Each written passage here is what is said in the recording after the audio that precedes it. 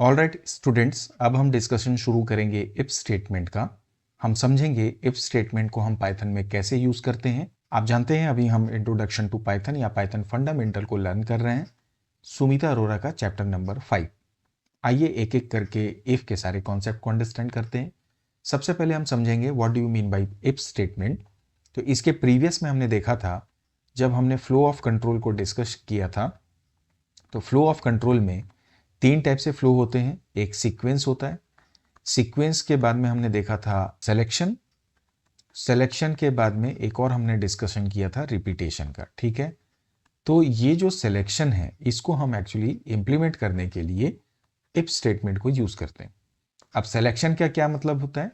Conditions की basis पे actions को या कोड को या सेट ऑफ स्टेटमेंट को एग्जीक्यूट करवाना। तो जो इफ स्टेटमेंट है ये बेसिकली एक कंडीशनल कंस्ट्रक्ट है। कंडीशनल कंस्ट्रक्ट का मतलब ये होता है जिसको हम अपने प्रोग्राम में कंडीशंस को इंप्लीमेंट करने के लिए यूज करते हैं। अब जब आप अपने प्रोग्राम में कंडीशंस को इंप्लीमेंट करते हैं या किसी पर्टिकुलर कंडीशन की हम बात करें, तो अगर ये कंडीशन क्या होगी, ट्रू होगी, तो एक पर्टिकुलर कोर्स ऑफ एक्शन मतलब particular set of statement execute होता है।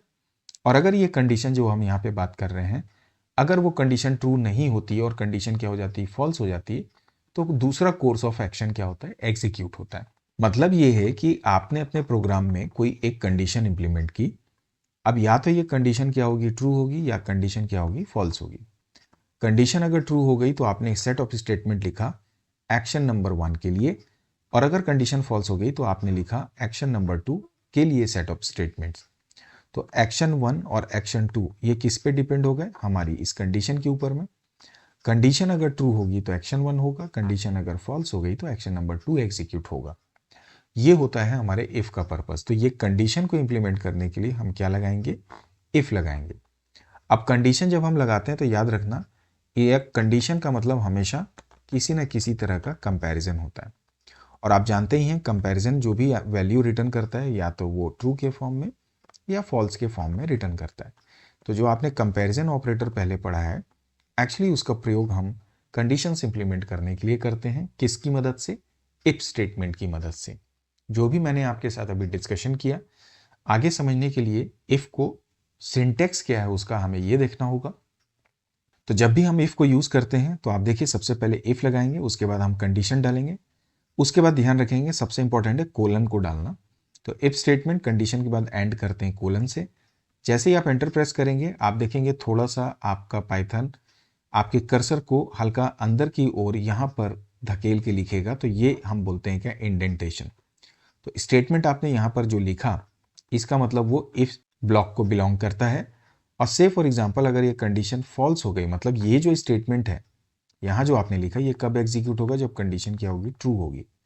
अगर ये कंडीशन मेरी फॉल्स हो गई, उसके लिए हमने एल्स पार्ट लिया और एल्स पार्ट में जाके उसी तरह से स्टेटमेंट को लिखा। यहाँ पर भी ये ध्यान देंगे कि ये जो स्टेटमेंट लिखा हुआ है थोड़ा सा अंदर लिखा हुआ है एल्स के साथ में, मतलब ये स्टेटमेंट एल्स को बिलोंग करता है। हमने इंडेंटेशन जब पढ़ा था वहाँ पर इसकी जानकारी ऑलरेडी ले ली है, इसलिए वापस से मैं इसे रिपीट नहीं करूँगा। So this is how we can understand if को आपको कैसे यूज़ करना है। एग्जाम्पल से समझते हैं। हम एक प्रोग्राम बनाना चाहते हैं चेक करने के लिए कि कोई नंबर इवन है या ऑड है। अब इवन या ऑड को पहले हम समझ लेते हैं इसका कॉन्सेप्ट क्या है। मान लीजिए कोई एक नंबर x है, ये इवन या ऑड कब होगा, जब आप इस x को 2 से डिवाइड करो और इसका जो रिमाइंडर है वो किसके इक्वल हो जाए, 0। अब ये क्या हो गई, मेरी एक कंडीशन हुई ना कि आपने x को 2 से मॉड किया। यहाँ पर ये परसेंट क्या है, मॉड ऑपरेटर है। मॉड क्या करेगा, रिमाइंडर रिटर्न करेगा। जो भी रिमाइंडर आपको मिलेगा उसको हम कंपेयर कर रहे हैं 0 से, मतलब ये कंडीशन हो गई। तो कंडीशन का मतलब कंपैरिजन। अब या तो कंडीशन ट्रू होगी या कंडीशन फॉल्स होगी। ट्रू हो गया तो हमने बोला आंसर क्या आएगा, इवन। फॉल्स हो गया तो हमने बोला आंसर क्या आएगा, ऑड। इसी को इम्प्लीमेंट करने के लिए पाइथन में हम इफ को यूज़ करेंगे। कैसे यूज़ करेंगे, सबसे पहले आपने नम में एक वैल्यू इनपुट कर दी, उसके बाद में देखिए हमने इफ लगाया, नम मॉड 2 डबल इक्वल टू 0 मेरी कंडीशन हुई, कोलन से हमने एंड किया। इसके बाद में हमने लिखा कि अगर ये कंडीशन मेरी ट्रू हो जाएगी तो क्या प्रिंट होगा, इवन नंबर। कब एग्जीक्यूट होगा, जब कंडीशन मेरी क्या होगी, ट्रू।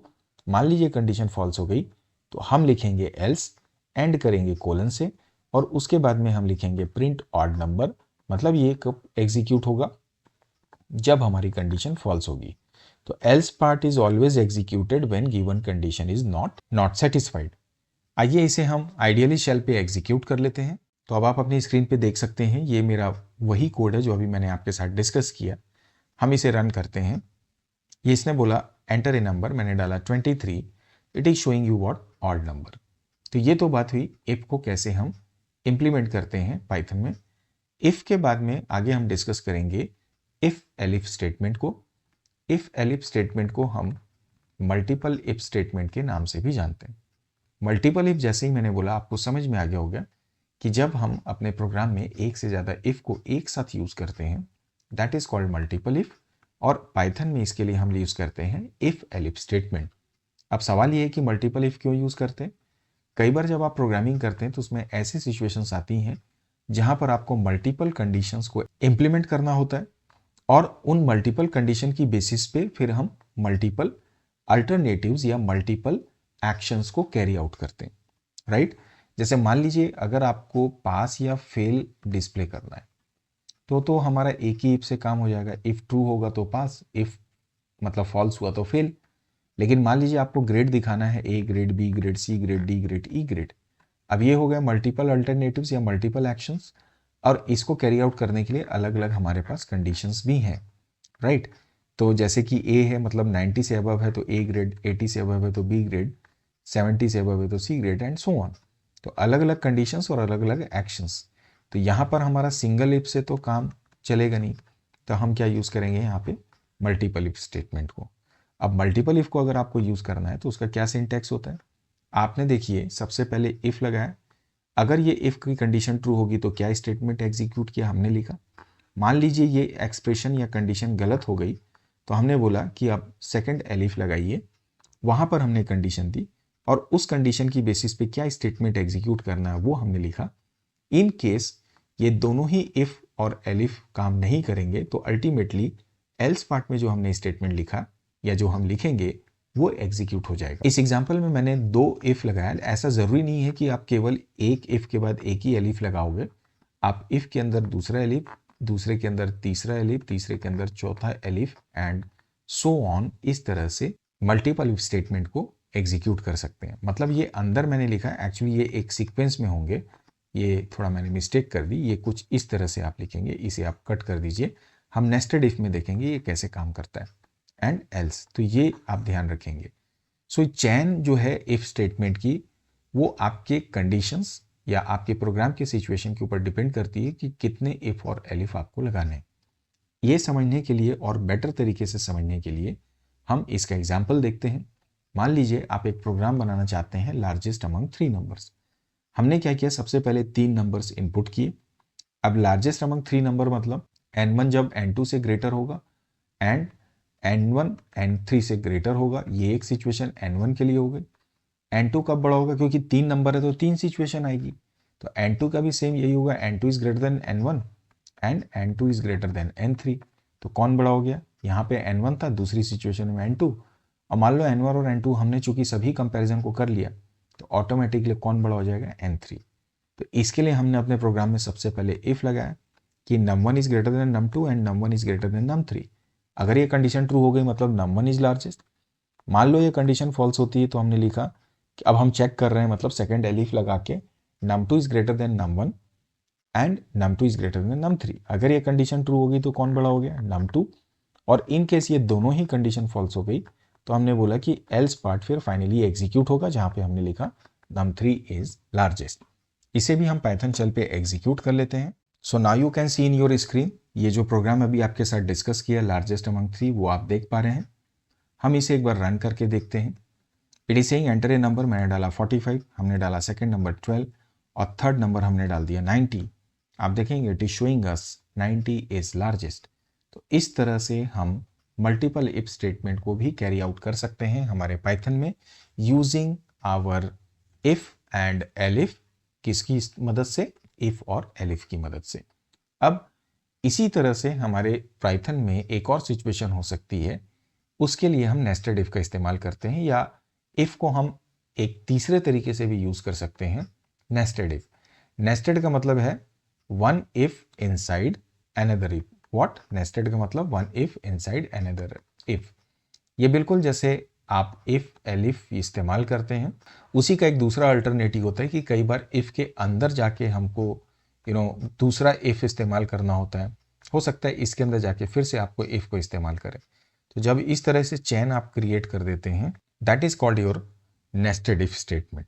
सिंटेक्स देखते हैं, आप देखें अपनी स्क्रीन पे, मैंने पहले आउटर इफ लिया, कंडीशन ट्रू होने से हम जैसे ही अंदर गए, हमने फिर से इफ एल्स को इसके अंदर इंप्लीमेंट किया।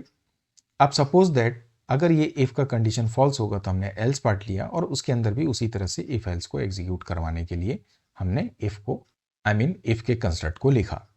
एग्जाम्पल से समझते हैं। से फॉर एग्जाम्पल हमें एक प्रोग्राम बनाना है अब लार्जेस्ट 3 नंबर्स को असेंडिंग ऑर्डर में डिस्प्ले करने के लिए। सबसे पहले तो हमने तीनों नंबर को यहाँ पे इनपुट कर लिया।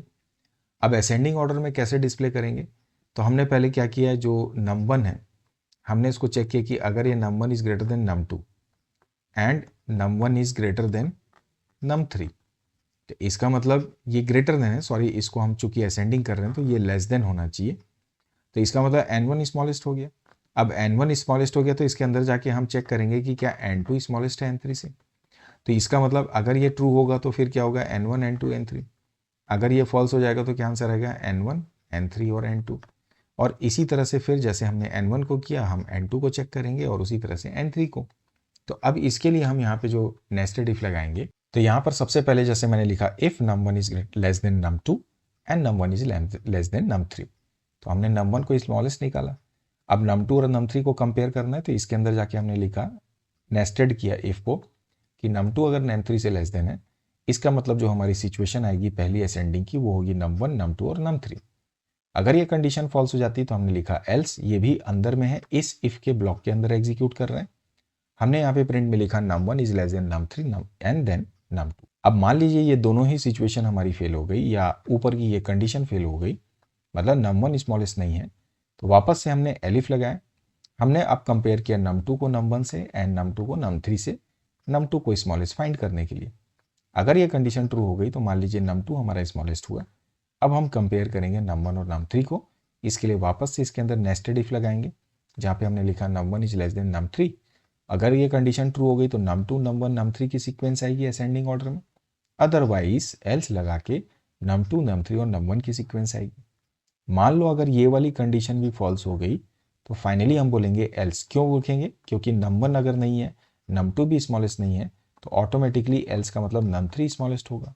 अब num3 तो हमें स्मॉलेस्ट मिल गया, लेकिन num1 और num2 को तो कंपेयर करना होगा, तो वापस से नेस्टिंग करेंगे if num1 is less then num2, और अगर ये कंडीशन ट्रू हो गई तो num3 num1 num2, otherwise finally num3 num2 और num1 की सीक्वेंस असेंडिंग ऑर्डर में हम डिस्प्ले करेंगे। ये जो पूरा एग्जाम्पल मैंने आपके साथ डिस्कस किया, इसे हम पाइथन पे एग्जीक्यूट कर लेते हैं। सो जो प्रोग्राम अभी आपके साथ मैंने डिस्कस किया वो आप अपनी स्क्रीन पे देख सकते हैं, सेम वही प्रोग्राम है। मैं इसे यहाँ पर रन करूँगा। सबसे पहले इसने बोला एंटर ए नंबर, मैंने डाला 23, मैंने डाला second number 67 and third number डाला 12। आप अपनी स्क्रीन पे देख सकते हैं, now it is showing you ascending order में 12 देन 23 देन 67। तो कुछ इस तरह से हम अपने पाइथन में इफ़ को यूज़ करते हैं अलग अलग तरीक़ों से अलग अलग सिचुएशन में, चाहे वो सिंगल इफ हो या इफ़ एलिफ हो या फिर हमारा नेस्टेड इफ हो जिसको अभी हमने देखा। अब इफ को समझने के बाद ओवरऑल सिलेक्शन हमको समझ में आ गया, फ्लो ऑफ कंट्रोल।